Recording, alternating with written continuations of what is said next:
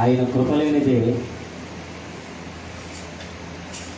ఈ వేనేలంతా కూడా దేవుడు మనల్ని కాచి ఎంతగానో కాపాడి ఆయన రెక్కల నీడలో మనల్ని కాపాడిన దేవునికి ఈ 6వ నెలలో 2వ రోజుకి మనల్ని తీసుకుని వచ్చాడు. మనకంటే గొప్పవారు ఉన్నారు, ధనవంతులు ఉన్నారు, జ్ఞానము కలిగిన వారు ఉన్నారు, చదువు కలిగిన వారు ఉన్నారు. కానీ వారు ఈరోజు మనతో లేరు. దేవుని సన్నిధిలో నిలిచి ఉన్న మనము ఎంత గొప్ప భాగ్యమో మనకి. దేవుని సన్నిధిలోనంట ఒక్క దినము గడుపుట 1000 దినాల కంటే శ్రేష్టమని దేవుని వాక్యము చెబుతూ ఉంది. చూడండి, నీవు ఒక్క దినమే దేవుని సన్నిధిలో గడిపితే 1000 దినాలను హెచ్చించి ఆయన నీకు చూపిస్తాను అంటూ ఉన్నాడు. కానీ ఒక్క దినము మనం వ్యర్థపరిస్తే 1000 దినాలు మనము తీసుకురాలేము. 1000 దినాలు నువ్వు వ్యర్థపరిచినట్లే అని దేవుని వాక్యము చెబుతూ ఉంది. దేవుని నామానికి మహిమ కలుగును గాక. హల్లెలూయా. దేవునిని ఎరిగినటువంటి బిడలతో సహవాసం చేయి. దేవుని సన్నిధిలో నీవు నిలిచి ఉన్నట్లే. ఎందుకో చెప్పనా? దేవుని యొక్క సహవాసము నీకు తెలియదు, దేవుని మాట ఏంటో నీకు తెలియదు, దేవుని యొక్క పలుకులేంటో కూడా నీకు తెలియదు. దేవునికి స్తోత్రం. కానీ దేవుని సన్నిధితో నిలిచి ఉన్న వారితో, దేవుని యొక్క సన్నిధిలో మాట్లాడగలిగినటువంటి వారితో నీవు ఇప్పుడు సహవాసం చేస్తూ ఉన్నావు. దేవునికి స్తోత్రం. దేవుని సన్నిధి నీతో ఉన్నట్లే, దేవుని సన్నిధి నీతో మాట్లాడుతున్నట్లే, దేవుని వాక్యము నిన్ను గద్దిస్తున్నట్లే. దేవునికి స్తోత్రం. చూసారా, దేవునిని ఎరిగినటువంటి వారు దేవునితో సహవాసం చేసిన వారు. కానీ వారితో నీవు సహవాసం చేస్తే ఎంత గొప్ప భాగ్యం అండి. దేవునికి స్తోత్రం. హల్లెలూయా. ఎంత గొప్ప సాక్ష్యము, ఎంత గొప్ప సాక్ష్యము కలిగి ఉన్నావు నీవు. ఎంత గొప్ప మహరందమును నీవు ఆహ్వాదిస్తూ ఉన్నావు. ఎంత సంతోషాన్ని నీవు కుమ్మరిస్తూ ఉన్నావు నీ గృహములో, నీ బిడ్డల ఎదుట. దేవునికి స్తోత్రం. నిజమే, నేను కూడా అంతప్పుడు చక్కగా మా అమ్మమ్మతో, మా నాయనమ్మతో పాటు వాళ్ళు బైబిల్ మూసుకుంటే వాళ్ళు పాట పాడుతుంటే నా చిన్ననాటి రోజులు గుర్తొచ్చాను. నిజం, మా అమ్మమ్మ నేను చెరువుల మీద ఉండేవాళ్ళని, ఇంత పిల్లవాడిని నేను ఉంటాను, డ్రమ్ము కొట్టేవాళ్ళని పుట్టాను. డ్రమ్ముకాల పోయింది, ఎలా పోయిందో మరేమో కానీ, చిన్న పందులు కదా పాటలు అవన్నీ వెలుగుల్లోకి వెళ్ళిపోయి ఏమో తెలియదు. కానీ మా అమ్మమ్మ బైబిల్లో నుంచి పెన్ను తీసి ఇచ్చింది నాకు. పెన్నుతో నేను ఎట్లా పోతున్నావమ్మా అని మాట్లాడతారే. పుట్టేది నీవు కాదురా, దేవుడే ఆ కార్యం జరిగిస్తాడు. నీకు మొదలు పెట్టాలి. నిజమండి, దేవుడు మనతో కార్యము చేయించగలిగిన సమర్థుడు ఆయన. దేవునికి స్తోత్రం. హల్లెలూయా. హెజ్కేలుతో దేవుడు అంటాడు ఆ లోయలో దిగినప్పుడు, హెజ్కేలుతో దేవుడు అంటాడు ఆ లోయలో దిగినప్పుడు, హెజ్కేలు ఆ ఎముకలన్నీ కూడా జీవింపజేస్తాయా? చూసారండి, ఎముకలు మరలా బ్రతుకుతాయన్నటువంటి నమ్మకం మీకుందా? చెప్పండి. ఎముకలు బ్రతుకుతాయనేటువంటి నమ్మకం నీకుందా? అది అయ్యా అనంత జ్ఞానివయ్యా, నీకే తెలుసు నాయన, నేను ఏ పాటి వాడిని. చూసారండి, దేవుని శక్తి తెలియక కాదు ఆయనకి, హెజ్కేలుకి. ఏంటండి, దేవుని శక్తి తెలియక కాదు ఆయన. ఇది మనతో సాధ్యం కాకపోతే ఇంకెవరితో సాధ్యమవుతుంది అని సరళ మనము మాట అనేస్తాము. కానీ మర్మము పెట్టి మాట్లాడాడు హెజ్కేలు. దేవునికి స్తోత్రం. ఇది నీకే తెలుసునైనా. నిజమండి, కుప్పలుగా ఉన్నటువంటి లోయలో ఎముకలకి ఆయన జీవాన్ని ఇచ్చాడు, కండరాలను ఇచ్చాడు. ఆ ఎముకలు, ఎండిపోయినటువంటి ఎముకలకి శర్మాన్ని సమకూర్చాడండి.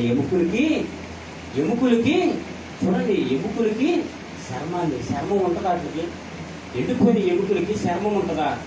అలాంటి దేవుడు నేను ఆరాధించే దేవుడు. దేవునికి స్తోత్రం. ఎండిపోయిన ఎముకలని ఇదిగో మరలా జీవింపజేసేటట్లు ఇదిగో యుద్ధముకు సిద్ధం చేసి ఆ యుద్ధములోనికి నడిపించిన ఏకైక దేవుడు నా యేసుక్రీస్తు. దేవునికి స్తోత్రం. హల్లెలూయా. బిడ్డలు పాడుతుంటే నాకు ఆ మాట మాత్రమే గుర్తొచ్చింది. చాలా నా మనసు, నా కళ్ళ నిండా కన్నీళ్ళు. నిజం, వాళ్ళకి తెలియదు దేవుడు ఏంటో. దేవుడు చేసిన శోభ కార్యాలని వాళ్ళు ప్రకటిస్తూ ఉన్నారు. దేవునికి మహిమ కలుగునుగాక. హల్లెలూయా, హల్లెలూయా. కొంతకాల సమయంలో మనము ఒక రాజుల గురించి మనం తెలుసుకున్నామండి. ఆ రాజు మనుషుల మాటలు విని దేవుని శక్తిని చూడక మనుషులని వైపు చూసి కొనసాగించుకున్నాడు తన యొక్క రాజరికాన్ని. తన యొక్క బంధువుల మాటలు విని, తన వారు తన రక్త సంబంధికుల మాట విని దేవుని యొక్క శక్తిని గ్రహించక తన వారు మాట విని తన యొక్క రాజరికాన్ని చేకూర్చుకున్నాడు, చేయాలనుకున్నాడు. కానీ దేవుడు ఒప్పుకోలేదు. దేవుని యొక్క శక్తిని పొందుకోక, దేవుని యొక్క మహిమని చూడక, తనంతగానో మనుషుల వైపు చూసి అడుగులు వేసి ఇదిగో దేవుని శక్తిని ప్రకటించాలనుకున్నాడు. ఏమాత్రమును దేవుడు ఒప్పుకోలేదు, పక్కకి తొలగించాడు. దేవునికి స్తోత్రం. హల్లెలూయా. అదే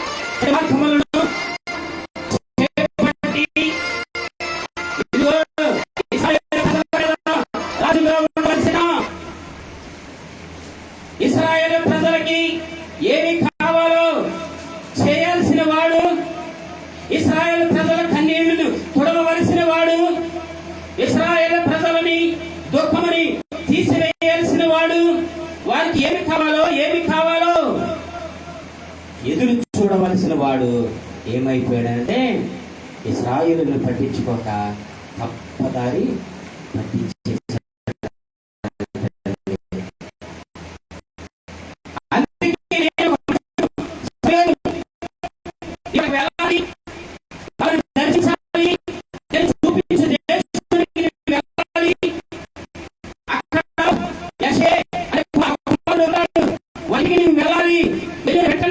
అక్కడ నీవు వారి కుమారులను పిలవాలి, వారిలో ఒకరిని నీవు అభిషేకించాలి అని సమూయేలుకి ఎవరు చెప్తారండి? దేవుడు చెప్తాడు. దేవునికి మహిమ కలుగును గాక. హల్లెలూయా, హల్లెలూయా. ఒక వ్యక్తికి ఏమని చెప్తూ ఉన్నాడు? ఆయన ప్రవక్త. హల్లెలూయా. ఏమండి, ప్రవక్తనా? ప్రవక్తకి ఏమని చెప్తూ ఉన్నాడనంటే, నేను ఒక ఇల్లును చూపిస్తాను, అక్కడికి నీవు వెళ్ళాలి. వెళ్ళగానే వాళ్ళు కంగారు పడతారు నిన్ను చూసి. నిజమండి, అయ్యా నీవు సమాధానముగానే వస్తావా? దైవజనుడా, చూసారా, దైవజనుడు ఒక ఇంటికి వెళ్తూ ఉన్నప్పుడు ఆ ఇంటి వారంతా కంగారు పడిపోతూ ఉంటారంట. ఏ వర్తమానము తీసుకొస్తూ ఉన్నాడో, ఏ వార్త తీసుకురాబోతూ ఉన్నాడో, తీసుకుని వస్తున్నాడో సిద్ధపాటు వణుకు పుట్టేదంటండి. వెన్నులో వణుకు పుట్టేదంట. ప్రవక్త కదా, దేవుని మాట చెప్పవలసిన వాడు కదా, ఇక ఎవరికి చెప్పరు దేవుడు. ప్రవక్తలతోనే మాట్లాడి, ఇదిగో ఫలానా యెషయా ఇంటికి వెళ్ళి అక్కడ నీవు ఉండాలి అంటే అక్కడ ఉండాల్సిందే, ఇదిగో ఫలానా చంద్రబాబు గారి ఇంటికి వెళ్ళి అక్కడ ఉండాల్సిందే అని చెప్తే అక్కడ ఉండవలసిందే. వాళ్ళు ఏమైనా వేసి పెట్టరు, మాంసం లేకపోయినా కిందైనా పండుకోబెట్టని. అక్కడ దేవుడు చెప్పిన మాటకి కట్టుబడి ఉండవలసిందే. మరి ఎవరికి దేవుని మాట వచ్చేది కాదండి. ప్రవక్తతోనే మాట్లాడేవాడు. దేవునికి స్తోత్రం, హల్లెలూయా. అయితే ఆయన గురించి ఒక సాక్ష్యం ఇస్తూ ఉన్నాడు అంటండి. మీరు కూడా బాగా గుర్తుపెట్టుకోవాలి. మే నెలంతా కూడా ఏదో ఒక సాక్ష్యం లేని వారిగా బ్రతికేశారు. మే నెల మాసమంతా కూడా ఏ సాక్ష్యం లేకుండా బ్రతికేశారేమో. బ్రతుకనే జీవితం మీద పట్టుదల లేకుండా బ్రతికేశారేమో. సరే, జరిగిపోయిన దినాన్ని వదిలేద్దాం.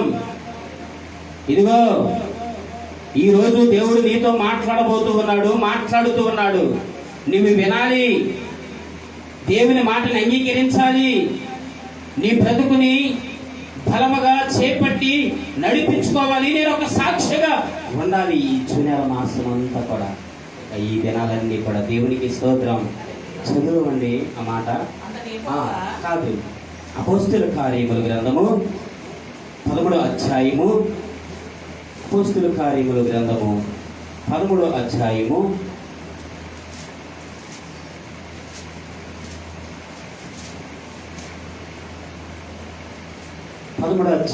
22వ వచనము చదువుదాము. తరువాత అతనిని తొలగించి దావీదును వారికి రాజుగా ఏర్పరచును.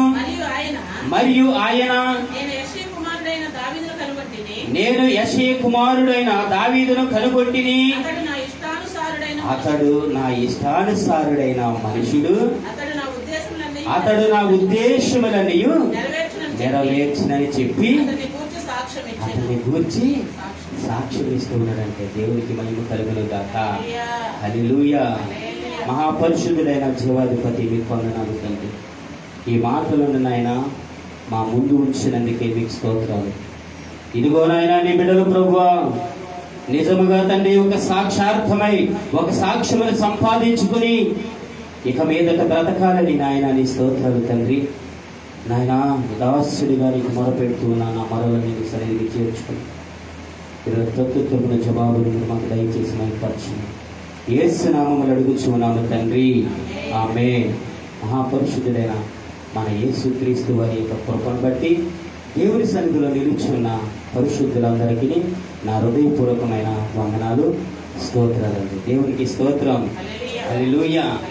అయితే తర్వాత అంటే అంతకుముందు ఏదో జరిగింది, అంతేనా? తర్వాత జరగబోయేది చెప్తూ ఉన్నాడు. అంతకుముందు ఏదో జరిగింది. ఏం జరిగిందని అంటే, ఇదిగో దేవుని యొక్క ఉద్దేశములను నెరవేర్చేవాడు లేడు. దేవుని యొక్క ఉద్దేశములను నెరవేర్చేవాడు అనుకున్నాను కానీ ఆయన ఉద్దేశములు నెరవేర్చలేదు. ఇదిగో ఇశ్రాయేలు ప్రజలకి రాజుగా ఉండాలని నేను నిన్ను అభిషేకించాను, నా ఉద్దేశములు నీవు నెరవేర్చలేదు. హల్లెలూయా. నా ఉద్దేశములు నీవు నెరవేర్చలేదు సౌలు. నేను అందుకే నిన్ను తప్పిస్తూ ఉన్నాను.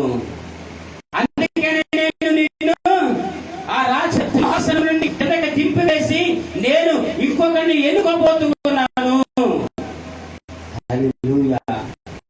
దేవుని నామానికి మహిమ కలుగుగా. దేవుని చిత్తంలో మనము చాలా అర్థం చేసుకుని ముందుకు కొనసాగిపోయే వారు ఉండాలి. ఏదో అర్థపర్థం లేకుండా బ్రతికేయకూడదు మన జీవితము. ఏదో ఈ రోజు మనకి దేవుడు అవకాశం ఇచ్చాడులే అన్ని కొన్నట్లుగా మనము ఏమీ చేతకాని వారుగా మనం ఏమాత్రము బ్రతకూడదు.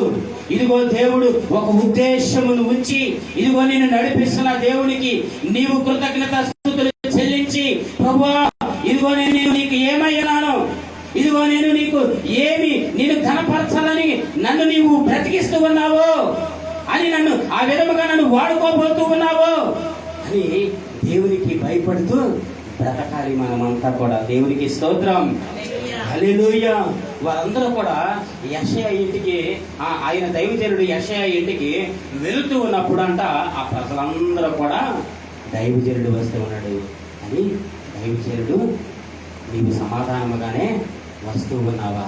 సమాధానము లేని జీవితాలు, సమాధానము లేకుండా బ్రతుకుతున్నటువంటి కుటుంబాలు, సమాధానముగా లేకుండా బ్రతుకుతున్నటువంటి యవనస్తురాండ్రులు, ఇదిగో వృద్ధులు కూడాను ఆ సమాధానంలోనే బ్రతుకుతూ ఉన్నారు.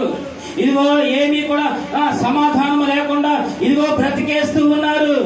ఇదిగో ఆ దేశ ప్రజలందరూ కూడా ఇదిగో దేవా, నా తండ్రి దైవచనుడా, నీవు సమాధానముగానే వస్తూ ఉన్నావా?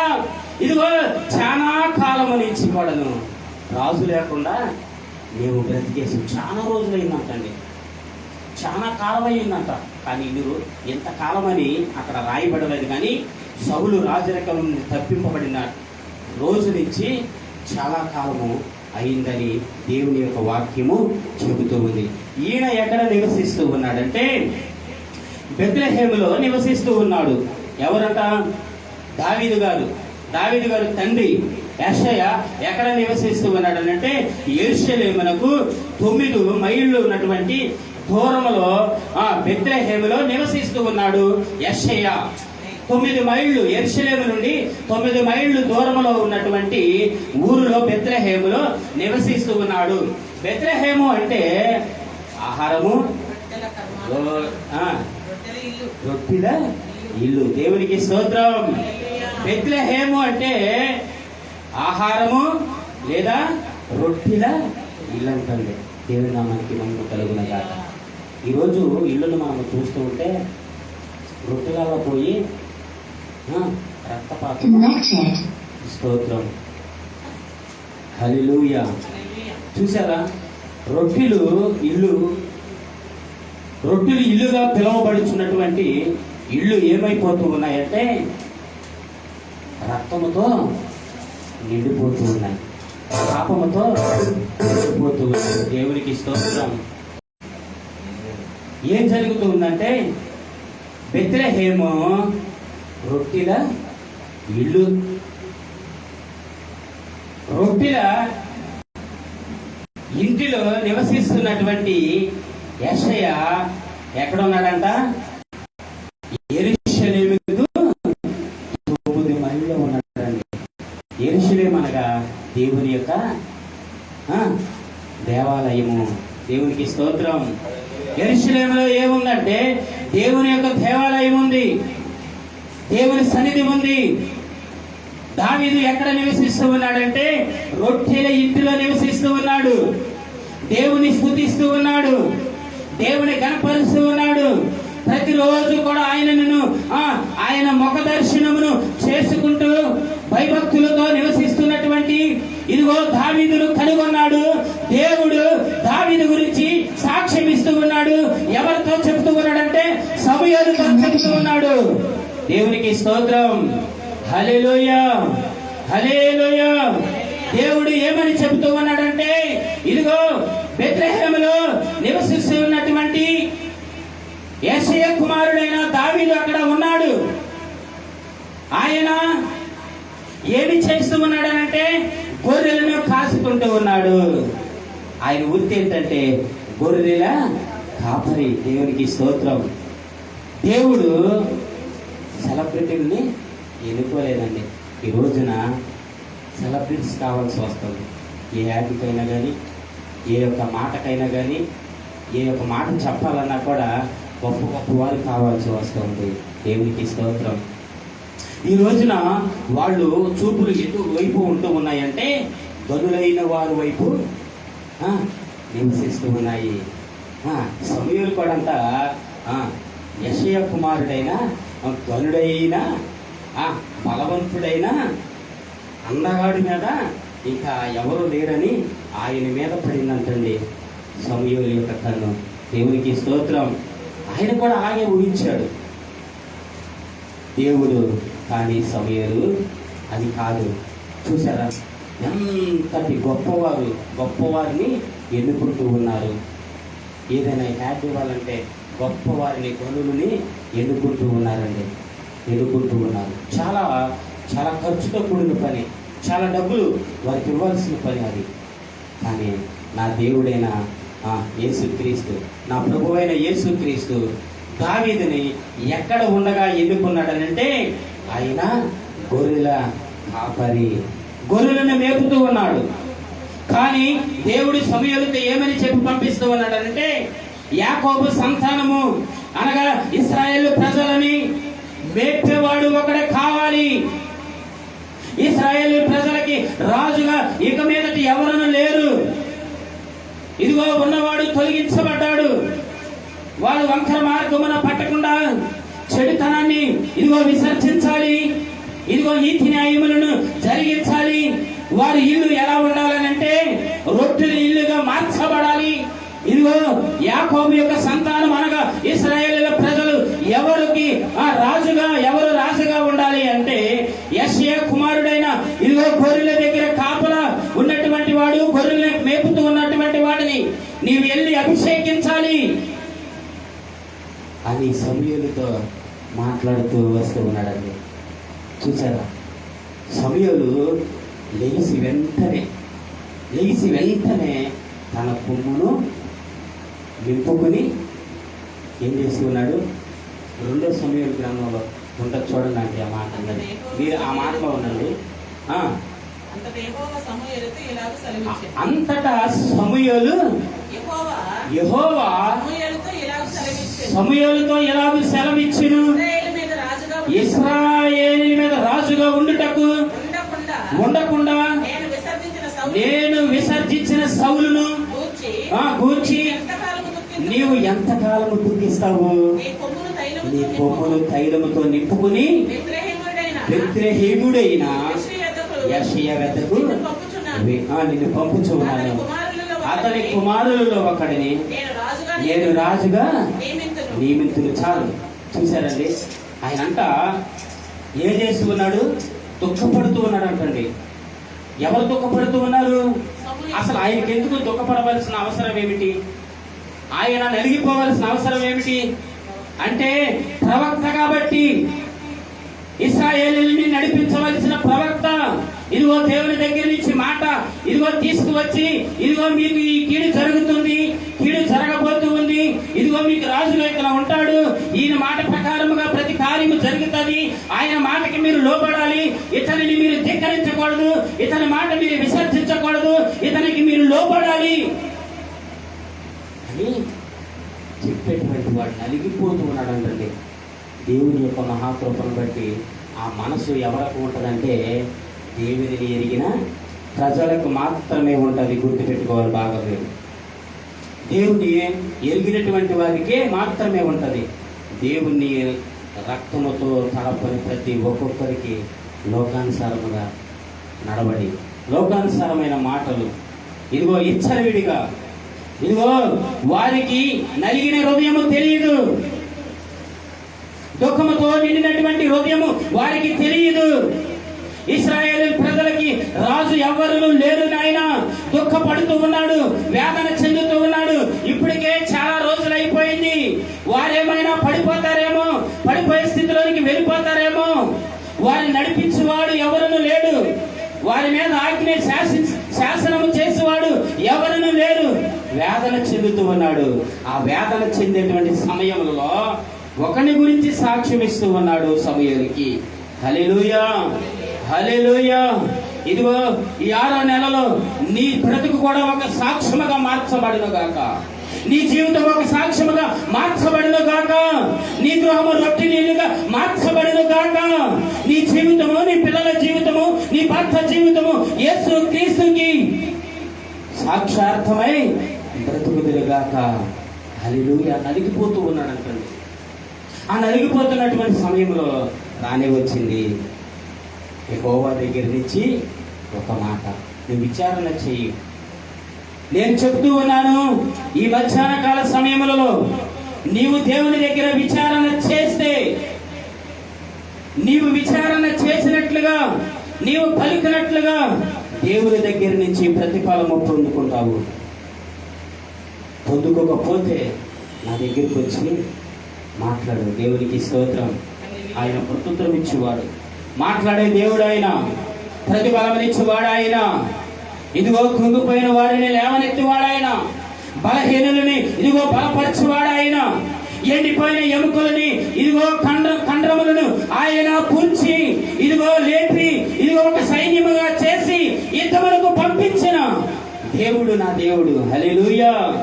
ఇదిగో ఆ లోయలో ఎముకలు కనపడి ఉన్నటువంటి నిన్ను ఆయన సాక్షార్థమై ఈ రోజున నిన్ను జీవింపజేయాలని కోరుకుంటూ ఉన్నాడు. అరణ్యములో గొర్రెల మధ్యన గొర్రెలతో మాట్లాడుకుంటూ, ఇదిగో గొర్రెలను కాసుకుంటూ అరణ్యంలో నివసిస్తున్నటువంటి దావీదుని కనుగొన్నాడు. ఇదిగో దావీదుని కనుగొన్న దేవుడు సమస్తమును కనుగొంటూ ఉన్నాడు. సమస్తములో ఉన్నటువంటి నిన్ను కనుగొంటూ ఉన్నాడు. నిన్ను చూడగలిగిన దేవుడు. ఆయన కనునేత్రముల మధ్యన నీవు ఎక్కడికి తప్పించుకొనలేవు, ఎక్కడికి వెళ్ళలేవు. దేవునికి స్తోత్రం, హల్లెలూయా. ఆయనంట ఏంటంట, ఆయన ఇష్టానుసారుడు అంటండి. చూసారా? ఆయనంట ఆయన ఇష్టానుసారుడంట. ఆయన ఉద్దేశములన్నీ నెరవేర్చువాడంట. దేవునికి స్తోత్రం, హల్లెలూయా, హల్లెలూయా. ఈరోజు దేవుడు మాట్లాడుతూ ఉన్నాడు. నీ భార్య ఉద్దేశములు నీవు నెరవేర్చాలి. నీ భర్త ఉద్దేశములు నీవు నెరవేర్చాలి. నీ తండ్రి ఉద్దేశములు నీవు నెరవేర్చాలి. నీ తల్లి ఉద్దేశములు నీవు నెరవేర్చాలి. ఇదిగో నీ తల్లి దేవుని సన్నిధిలో నిలిచి ఉంటే, నీ భార్య దేవుని సన్నిధిలో నిలిచి ఉంటే, నీ భర్త దేవుని సన్నిధిలో నిలిచి ఉంటే, నీ బిడ్డలు దేవుని సన్నిధిలో నిలిచి ఉంటే, నీవు ఎక్కడ నివసిస్తూ ఉన్నావు? దేవుడు నిన్ను పరిశీలన చేస్తూ ఉన్నాడు, నేను పరీక్షిస్తూ ఉన్నాడు. ఆయన నిన్ను కోరుకుంటూ ఉన్నాడు, దేవుని సన్నిధికి నడిపించాలనుకుంటూ ఉన్నాడు. ఆయన ఉద్దేశములన్నీ కూడా నీకు అప్పగించాలని కోరుకుంటూ ఉన్నాడండి. హల్లెలూయా, హల్లెలూయా. అక్కడ చాలా మంది గొప్పవారు ఉన్నారు. అక్కడ చాలా మంది గనులు ఉన్నారు. అక్కడ చాలా మంది చదువు కలిగిన వారు ఉన్నారు, బలవంతులు ఉన్నారు, ఆయన కంటే జ్ఞానం కలిగిన వారు ఉన్నారు, గొప్పవారు ఉన్నారండి. కానీ ఆ దేశం అంతటిలో ఎవరిని కలిగి ఉన్నాడనంటే అరణ్యములో ఉన్నటువంటి దావీదును కలిగి ఉన్నాడు. దేవుని నామానికి మహిమ కలుగును గాక. వారందరినీ చూచుంటాడండి దేవుడు. ఆ దేశంలో, ఆ రాజ్యములో ఉన్న సమస్త ప్రజలందరినీ పరిశీలన చేసినాకే అరణ్యములో ఏముంటాయి? అరణ్యములు ఏముంటాయి? అరణ్యములు ఏముంటాయి? పశువులు, క్రూర మృగాలు ఉంటాయండి. వాటిని పరిశీలించడానికి వెళ్ళాడేమో అనుకుంటాను నేనైతే. ఇదిగో దేశమంతటి, రాజ్యమంతటిని కూడా పరిశీలన చేసి నీతిమంతుడు ఒక్కడును లేడు, ఎవడను లేడని దేవుడు అరణ్యములో ఉన్నటువంటి క్రూర మృగములను ఆయన పరిశీలిస్తూ ఉండగా, ఆయన కనుగొంటూ ఉండగా ఒకడు తన కంటిన కనబడ్డాడు. దేవునికి స్తోత్రం, హల్లెలూయా. క్రూర మృగాలని ఆయన కూడాను కనుగొన్నాడు. కనుగొన్నప్పుడు దావీదంతా పిడీలు వాయిస్తూ దేవుని యొక్క సంగీతం వాయించుచు ఆయన కీర్తనలో పాడేవాడంటండి. దేవుని నామానికి మహిమ కలుగును గాక, హల్లెలూయా. తర్వాత దేవుని యొక్క ఆత్మ పోయి దురాత్మ పొందుకున్నటువంటి సౌలు దగ్గరికి తీసుకుని వచ్చారు అభిషేకించిన తర్వాత. హల్లెలూయా. అభిషేకించిన తర్వాత సౌలు దగ్గరికి తీసుకుని వచ్చి, ఆ సౌలు దురాత్మతో నింపబడినప్పుడు దేవుని యొక్క ఆత్మ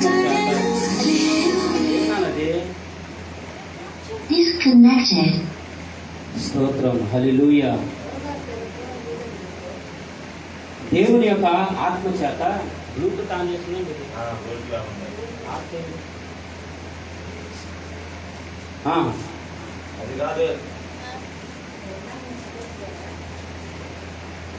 ఏం జరుగుతూ ఉందంటే ఆయన కృపను బట్టి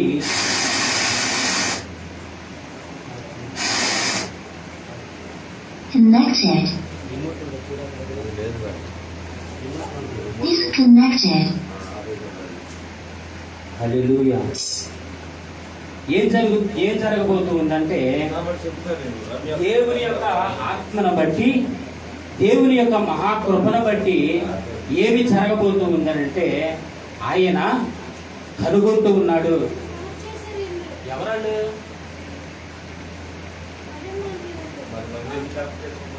ఇది ఆఫ్ చేయొచ్చు కదా, రిమోట్ ఎద్దింది. రిమోట్ ఉండాలి కదా నాకు ఆఫ్ చేసేయండి.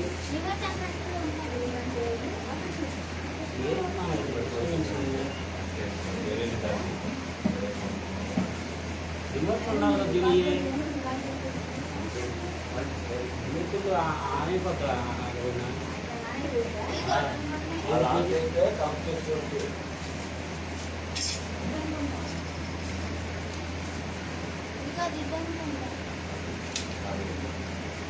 దేవుని యొక్క శక్తిని బట్టి ఆయన ఉద్దేశములను నెరవేర్చేవాడు దావీదే అని అక్కడ తర్వాత మాట ఏం రాయబడిందంటే సాక్ష్యం ఇచ్చుచూ ఉన్నాను. దేవుని చేత సాక్ష్యము పొందుకుంటూ ఉన్నాడండి దావీదు గారు. హల్లెలూయా! ఎంత గొప్ప భాగ్యమో తెలుసండి. దేవుని చేత సాక్ష్యము పుచ్చుకుంటున్నటువంటి దావీదు. అయితే దేవుడు పరిశీలన చేస్తూ ఉన్నప్పుడు దావీదు అరణ్యములో కనిపించాడు. ఇదిగో యెషయా అనే వారి ఇంటికి నువ్వు వెళ్ళాలి. యెషయా ఇంటికి వెళ్ళి వారిలో ఒక కుమారుడిని నీవు అభిషేకించాలి, నీ తైలపు కొమ్మును నింపుకో. హల్లెలూయా! యెషయా తన ఇంటికి వెళ్ళగానే తన పెద్ద కుమారుడు చదవండి, తన పెద్ద కుమారుడు ఎదురుగా వస్తాడు. హల్లెలూయా! ఎదురుగా రాగానే తన యొక్క యెషయా కుమారుడు తనని అభిషేకించడానికి సమూయేలు ముందుకి రాగానే అతని కాదు అని ఎవరితో మాట్లాడతారంటే సమూయేలుతో దేవుడు చెప్తాడు. చూసారా, సమూయేలు నువ్వు చేయవలసింది అది కాదు, ఒక మనిషి మాట్లాడినట్టు మాట్లాడతాడండి నా దేవుడు. సమూయేలుతో ఎలా మాట్లాడుతున్నారు అనుకున్నారు? మీ అమ్మ మాట్లాడినట్లుగా, మీ నాన్న నీతో మాట్లాడినట్లుగా, నీ తోబుట్టు నీతో మాట్లాడుతూ ఉన్నట్లుగా. సమూయేలు ముందు యెషయా పిల్లలందరూ కూడాను గుంపుగా నిలబడ్డారు. 7 కుమారులు. వారిలో ఒకరిని చూశాడు, ముందు కడిగైపోతాడు. ఆగాలి, నీవు ఆగాలి. అయ్యో ఇంత బలవంతుడే. కానీ మనుషులు ఏమి చూస్తారంటే పైరూపాన్ని చూస్తారు. దేవుడికి స్తోత్రం. పైరూపాన్ని చూసే దేవుడు కాదు నా దేవుడు. పైరూపమును చూసేవాడు కాదు, హృదయపు అంతర్భావాన్ని చూసే దేవుడు నా దేవుడు. నీ హృదయపు ఆలోచనని పరిశీలించగలిగిన దేవుడు. నీ పెదవుల మీదకి రాకమునిపే నీ హృదయములో ఏమి పలకబోతున్నావో గ్రహించగలిగిన దేవుడా అండి నా దేవుడు. దేవునికి స్తోత్రం. హల్లెలూయా! తర్వాత ఇంకొక కుమారుడిని పిలుస్తాడండి. తర్వాత ఇంకో కుమారుడిని పిలుస్తాడు, కాదు ఆగాలి.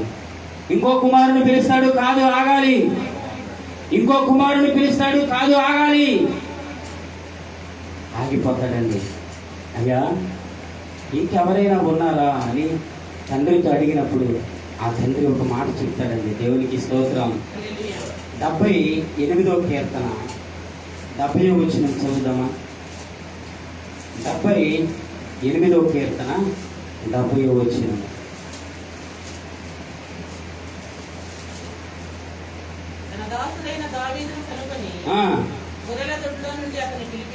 గొర్రెల దొడ్లో నుంచి అతన్ని పిలిపించెను.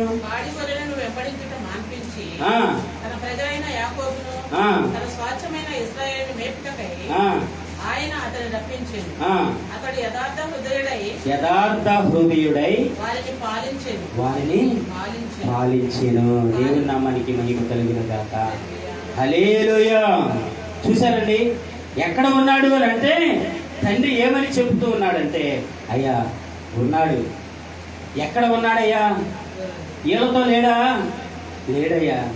ఎందుకు పనికిరానాడని, చదువు లేనాడని, జ్ఞానం లేనివాడని, బుద్ధి తక్కువడని నేను అనుకున్నాను. అందుకే నేను గొర్రెల దగ్గర పడవేశాను. ఇదిగో వీళ్ళందరూ కూడా బలవంతులే, ఖండబలము కలిగిన వారు, గుండె బలము కలిగిన వారు, అంగు బలము కలిగిన వారు, మాట కలిగిన వారు, వీళ్ళందరూ కూడానయ్యా వారు పరికరాలుడయ్యా అని చెప్పినప్పుడు కాదు అవి పిలిపించేది. ఎక్కడ ఉన్నాడంటే ఇప్పుడు ఎక్కడ ఉన్నాడంటండి? ఎక్కడ గొర్రెల దొడ్డిలో నుండి అతనిని చెప్పాలి అందరూ కూడా, అతనిని పిలిపించెను. దేవునికి స్తోత్రం, హల్లెలూయా. దావీదు నా అన్నల మధ్యకి నేను ఎప్పుడైనా వెళ్తానా అనుకున్నాడండి. నా అన్నల మధ్యకి నేను ఎప్పుడు వెళ్ళలేనా? వాళ్ళ వస్త్రములు నేను ధరించుకోలేనా? వాళ్ళటువంటి అందమైన రూపమును నేను గొర్రెలు కాసుకున్న రూపం ఎలా ఉంటుంది చెప్పండి. చెట్లు ఎక్కాలి, చెట్లు ఎక్కినప్పుడు రెక్కలన్నీ కూడా తీసుకుపోతాయి, కాళ్ళన్నీ కూడా తీసుకుపోతాయి. మళ్ళా ఆ మేకల్లో ఆ గొర్రెలు ఏమన్నా తక్కువగా ఏదైనా మంద కనపడిచాలు వాటి మీదకి వెళ్ళిపోతూ ఉంటాయి మేత కోసం. వాటి కోసం కంపలను కూడా లేకుండా పరుగులు ఎక్కినప్పుడు కాళ్ళ నిండా కూడా గీతలు. దేవునికి స్తోత్రం. కాపు సరిగ్గా ఉంటుందా? స్థానం సరిగ్గా ఉంటుందా? ఉండదు. అటువంటి గొర్రెల తొట్టిలో నుంచి దావీదును కనుగొని పిలవమని చెబుతూ ఉన్నాడు. హల్లెలూయా. దావీదు సమయంలాగా కృంగిపోయాడు.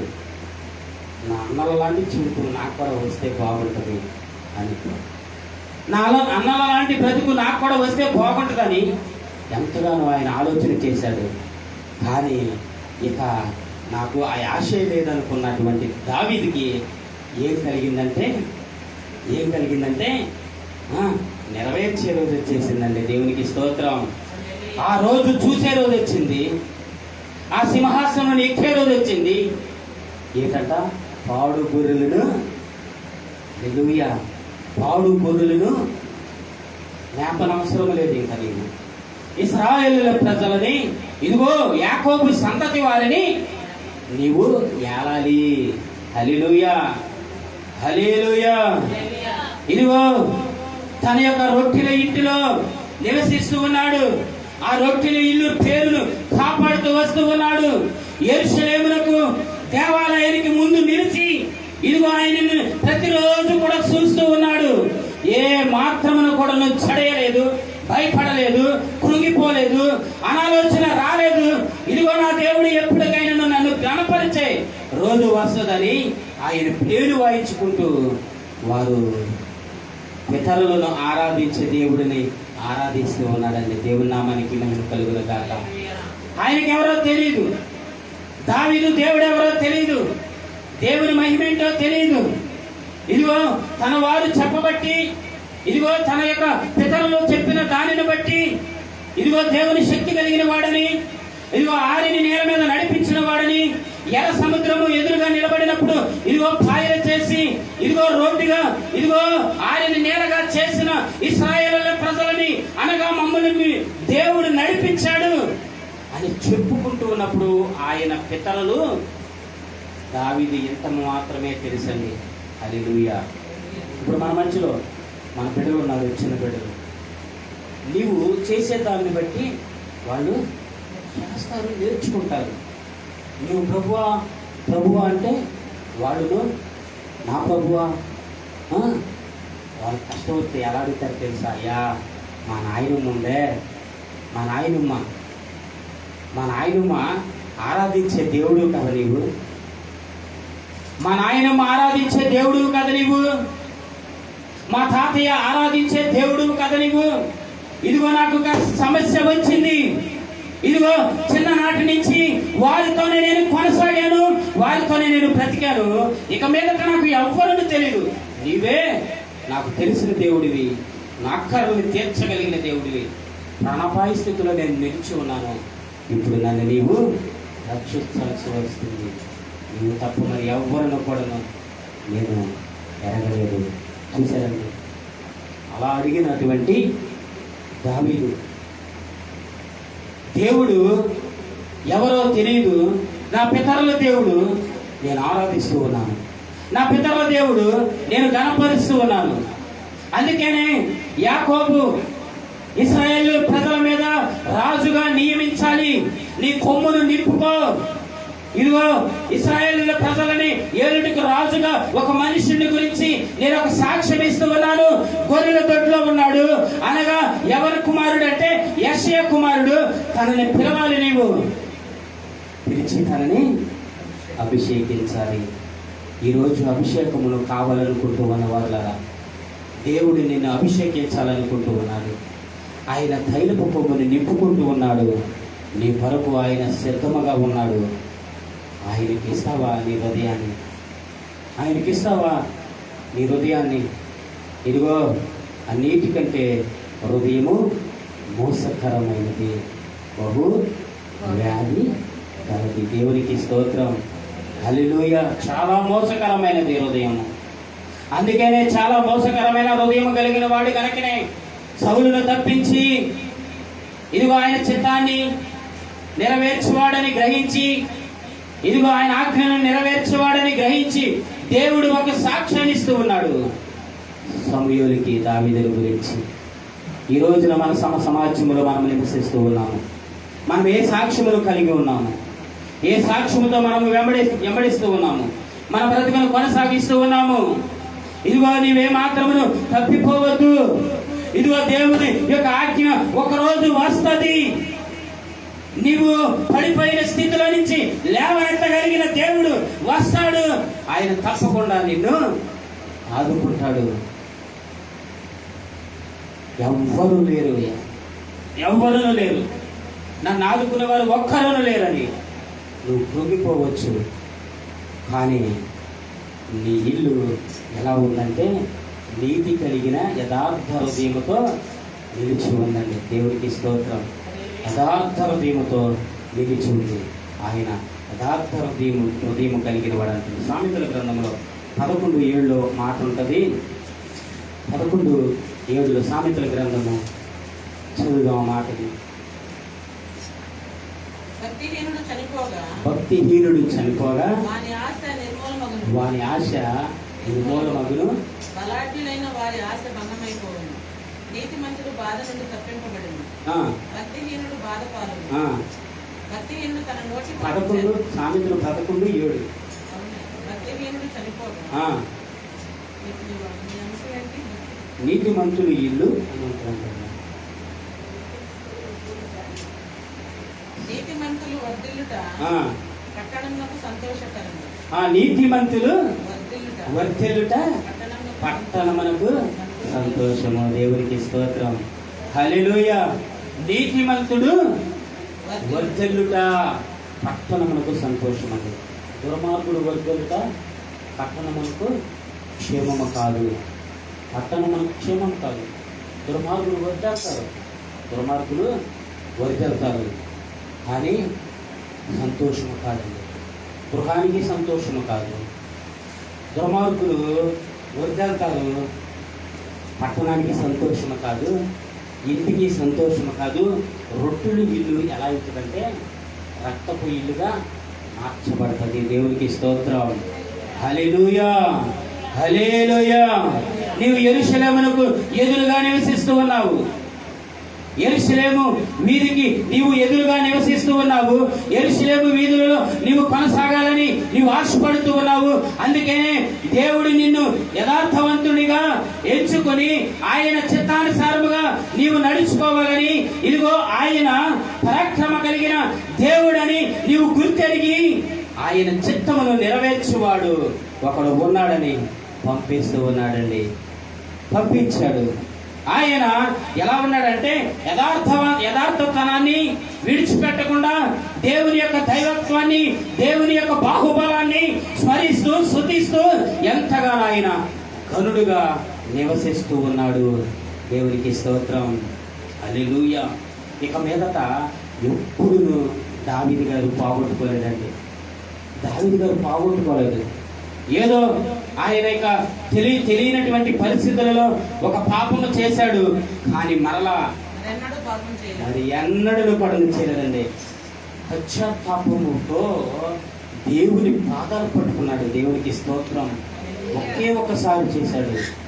ఆ పాపము మన ఎప్పుడు కూడాను గుర్తుకు తెచ్చుకోలేదు. పాపం ఇక ఎప్పుడు కూడా తన మరణం వరకు కూడా చేయలేదండి. దేవుడికి స్తోత్రం, హల్లెలూయా. అందుకనే దేవుడు ఒక స్త్రీతో మాట్లాడతాడు, ఇదిగో నీవు ఇక మీదట పాపము చేయకము, ఇక పాపము జోలికి నీవు వెళ్ళవద్దు, నీ పాపములన్నీ కూడా క్షమించబడ్డాయి, ఇక మీదట నీవు ధన్యురాలు అనబడుదువు, ధన్యురాలుగా నిన్ను ఈ ప్రాంతవాసులందరూ కూడా నిన్ను చూస్తారు. ఇక పాపపు జోలికి నీవు వెళ్ళకూడదు. నిజమేనండి, ఆ స్త్రీ ఇక పాపం ఎప్పుడు కూడాను చేయలేదు. దేవునికి స్తోత్రం. దేవుని దగ్గరికి వచ్చిన సమస్తమైన జనులారా, ఇదిగో నీ పాప భారము ఎంతైతే ఉందో ఆయన చెప్తూ ఉన్నటువంటి మాట, నీకు ఒక సాక్ష్యాన్ని ఇస్తాను. నీలో ఉన్న పాపమును ఈ రోజు నుంచి తీసివేసి నేను ఒక సాక్షిగా ఉంచుతాను. ఇదిగో నీవు ఆ సాక్షార్థమైన జీవితాన్ని నీవు జీవిస్తావు, ఇక మీదట నీవు పోగొట్టుకోవు. దావీదు కూడాను ఇక ఆయన ఆ సాక్ష్యమును పోగొట్టుకోలేదు. వృద్ధాప్యము వచ్చే వరకు కూడా ఎలా కాపాడుకున్నాడంటండి, తన వంశంలో నుండి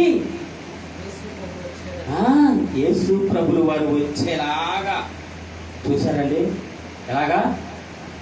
యేసు క్రీస్తు వారు తన వంశములో నుండి వచ్చేలాగా అంత యథార్థతని కాపాడుకున్నాడు. ఎంత యథార్థతను కాపాడాడో చూచారండి, ఎంత యథార్థవంతుడు. అందుకనే దేవుడు అంటూ ఉంటాడు, నీవు యథార్థతని కాపాడుకోవాలి, యథార్థతని ప్రాకారాలుగా నిర్మించుకోవాలి. దేవునికి స్తోత్రం. యథార్థతని నీకు ప్రాకారములుగా కాపాడుకోవాలి.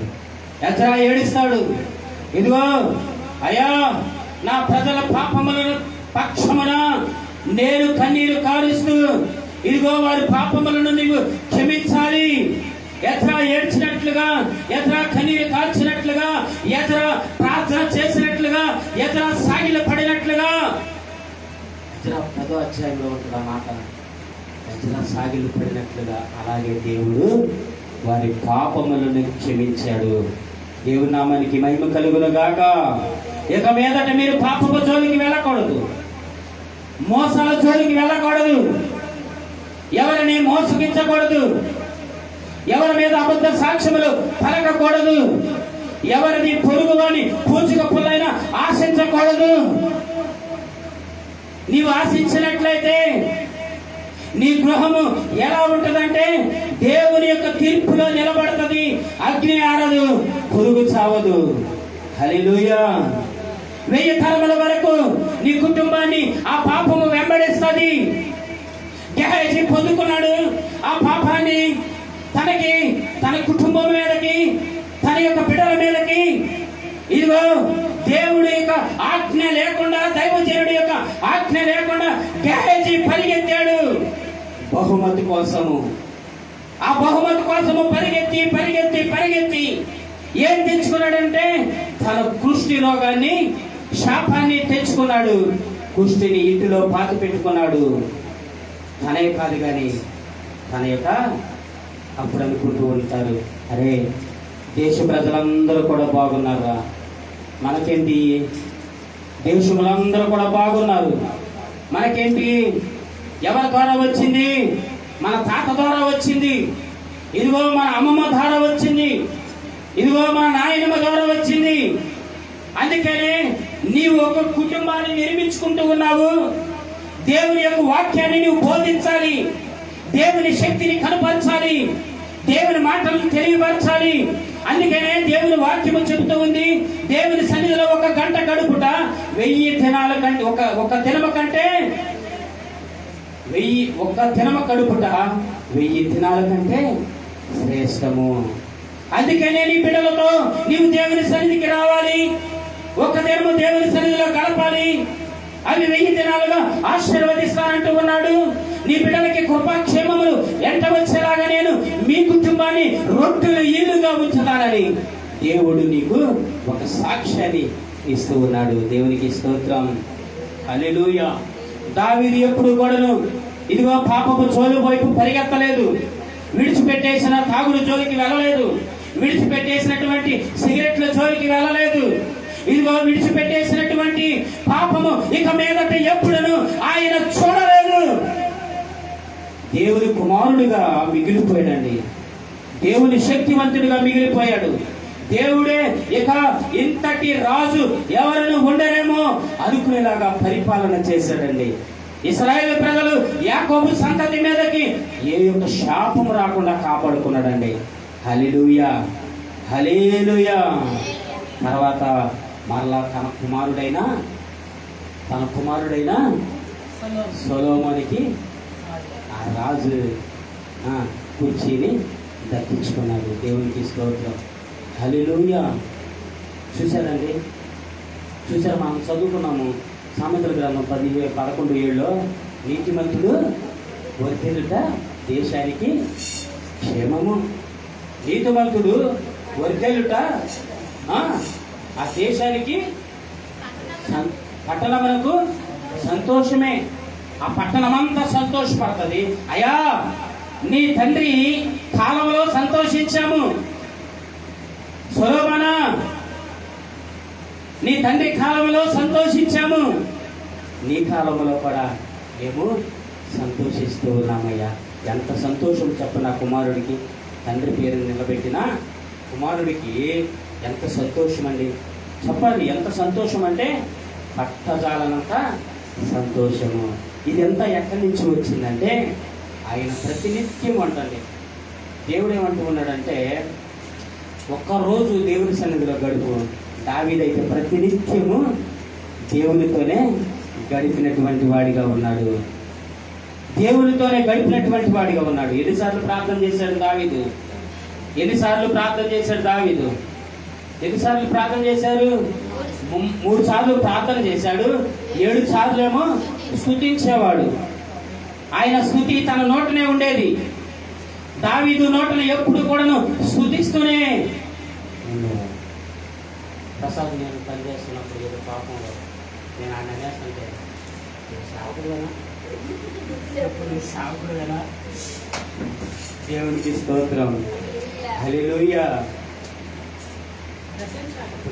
నేను అనుకుంటాను, పక్కకి వెళ్ళి పైకి లేపి నా ముఖాన్ని ఉమ్ము వేసుకుంటే ఎక్కడ పడాలి? నా ముఖం మీద పడాలి. నిజం. అది ఆడు ముందు వేసుకున్నాను అనుకో. నేను దేవునికి స్తోత్రం. నేను చాలా బాధపడుతూ ఉంటాను. చిరాకులో గరాకులో, దేవా నన్ను నీవు క్షమించాలి నాయన. నేను పశ్చాత్తాపంతో వెంటనే దేవుని పాదాలు పడుకుంటాను. గుర్తు చేస్తాడు నేను సేవకుడు. అది తప్పే చేస్తాడు, కానీ నేను గద్దిస్తే నువ్వు అట్లా అనకూడదు, సేవకుడిని అని నన్ను గుర్తు చేస్తాడు. నిజం. మనము తప్పు చేసినప్పుడు సరి చేసుకోవాలి. నిజం. అది సేవకుడైనా అవ్వచ్చు, విశ్వాసి అయినా అవ్వచ్చు, గరుడైనా అవ్వచ్చు, ఎంత విద్య కలిగిన వాడైనా, ఎంత పని నేర్పరితనం కలిగిన వాడైనా సరి చేసుకోవాలండి. వెంటనే సరి చేసుకోవాలి. నేను చాలామంది సేవకులకి నేను మన మీటింగ్స్లో ఏమి ఇచ్చానంటే పాంప్లెట్స్ ఇచ్చాను. చాలామంది వచ్చారు. నాకు సంతోషంగా చాలామంది సేవకురాలు వచ్చారు. చాలామంది సేవకులు కూడా వచ్చారండి. వాళ్ళకి అక్క ఏ అవకాశం నీకు ఇవ్వలేకపోయినాక నేను మీరు క్షమించాలి అని నేను దగ్గరికి వెళ్ళినప్పుడు నాకు విడిచేసపడుతున్నాయా నువ్వు సేవకుడి అని అనుకోండి. మనము కలిసి ఆయన పనిలో పనివారిని మాత్రమే. హల్లెలూయా. ఆయన పనిలో మేము పనివారి మాత్రమే అని గుర్తు చేస్తారు. నిజం. దేవుని దగ్గరికి ఎంతో విచారణతో మనం వచ్చినప్పుడు దేవుడు మన భారములను తీసివేస్తాడు. దేవుడికి స్తోత్రం. తీసివేయగలిగిన దేవుడు ఆయన గొప్ప దేవుడు, మహిమ కలిగిన దేవుడు. ఆయన నిత్య నివాసి. నీ గుండెలలో ఉన్న ప్రతి భారాన్ని నేను ఇది చేయలేనేమో అనుకోవచ్చు, ఇది నా వల్ల కాదేమో అనుకోవచ్చు, ఇది నా తరమ కాదనుకోవచ్చు, ఇదిగో నా బిడ్డల తరమ కూడా కాదనుకోవచ్చు. కానీ ఇవ్వగలిగేది కూడా ఆయనే, శాపాన్ని కూడా ఇవ్వగలిగేది కూడా ఆయన. కానీ నీవు శాపాన్ని పొందుకుంటావా? దేవుని ఆశీర్వాదాన్ని పొందుకొని సాక్షిగా ఉంటావా? ఈ రోజున రెండో రోజు, 6వ నెలలో మనం వచ్చాము, రెండో రోజులో మనం నిలబడ్డాము. ఇదిగో దేవుని యొక్క సాక్ష్యాన్ని పొందుకుని దేవుడు నీ కొరకు సాక్ష్యం ఇవ్వబోతూ ఉన్నాడు. ఆ సాక్ష్యంలో నీవు ఉంటావా లేదా నీవు లోక బహుమతి కోసము పరిగెత్తుతావా? శాపాన్ని తెచ్చిపెడతావా నీ కుటుంబానికి? దేవుడు లెక్కడుగుతాడు. ఆ తీర్పులో నీవు ఉండకూడదు. పొరుగు వాడిని ఏమి నువ్వు ఆశించకూడదు. పొరుగు వాడి మీద నువ్వు నింద మోపకూడదు. అందుకనే నీతిమంతుడు ఉన్నంత కాలము దేశము వర్ధిల్లుతుంది. నీతిమంతుని మీదకి ఏ మరణమును రాదు, ఏ అపాయము రాదు. మరణము దూరముగా ఉండి చూస్తుంది. ఎందుకంటే నీతి న్యాయములను నెరవేర్చు దేవుడు యవన రక్తాన్ని కాల్చి సిలువలో నీ కొరకు నా కొరకు ప్రాణము పెట్టిన దేవుడు.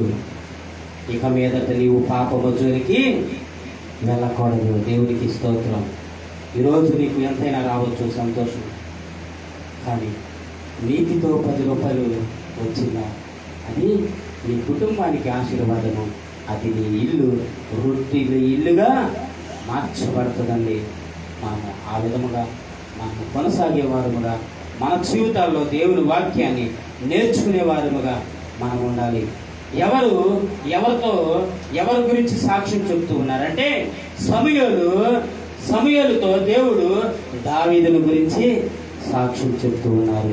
దేవుని సన్నిధిలో నుంచి నువ్వు బయలుదేరి వెళ్తూ ఉండగా నిన్ను గురించి సాక్ష్యం చెప్పాలి.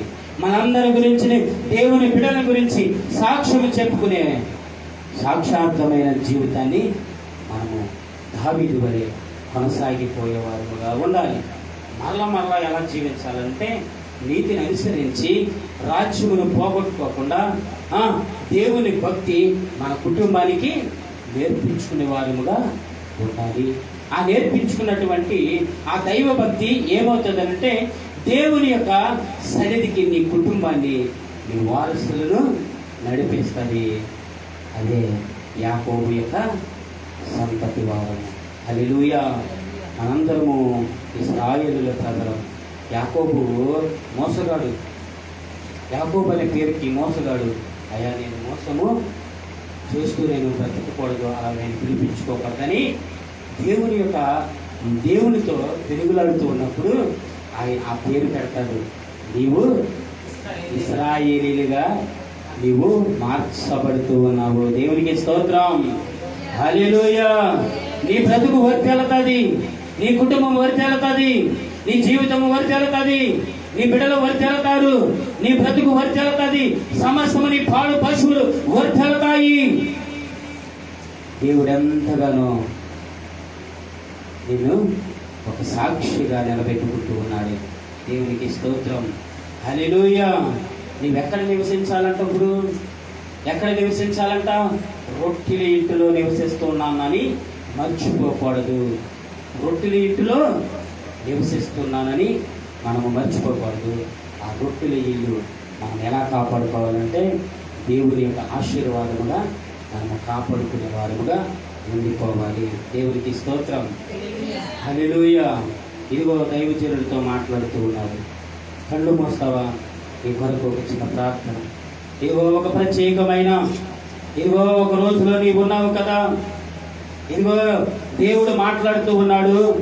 దేవుని యొక్క కనికరము నీ మీద ఉంది, దేవుని యొక్క శక్తి నీ మీద ఉంది, దేవుని యొక్క కృప నీ మీద ఉంది, దేవుని యొక్క మహిమ నీ మీద ఉంది.